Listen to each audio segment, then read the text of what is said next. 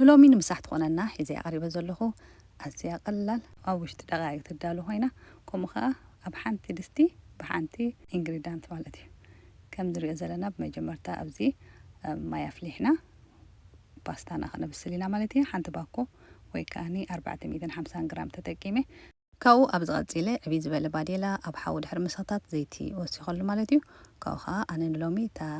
ኢንግሪዳንት ተጠቂመላ ኣለኹ ቸሪ ቶሜቶ ተጠቂመ እንተዘይብልና ከዓኒ ኖርማል ኮሚደረ ሓደ 3 ሓባ ክንጥቀም ንኽእል ኢና ወይ እውን 2 ሓባ ማለት እዩ ከምቲ ዝረኣናዮ ኮሚደረና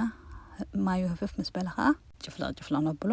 ኣብዚ ቀመማት ጻዕዳ ሽጉርቲ ጨው በርበረ ጸሊም ኦርጋኖ ካብኡ ከዓኒ ሓንቲ መብልዕ ማንካ ናይ ሳልሳ ብምውሳኽ ጽቡቕ ጌርና ብሓንሳብ ንቆልዎ ማለት እዩ ሕጂ ድሉ ምስ ኮነ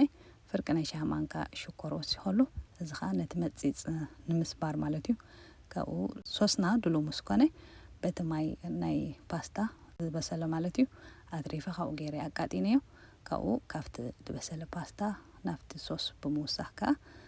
ፓስታና ነሰማምዖ ማለት እዩ ሕጂ ኩሉ ኣይእተኸውን እቲ ሶስ ቁርብ ውሒድኒ ስለዚ ከምዚያ ጌርና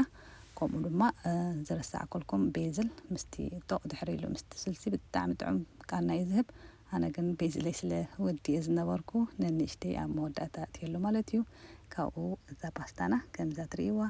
በቃ ናይ ደቃይቕ ስራሓ ናይ ህወኻት ምሳሓ ፈትንዋ ከም ትፈትዋ ኣይጠራጠርን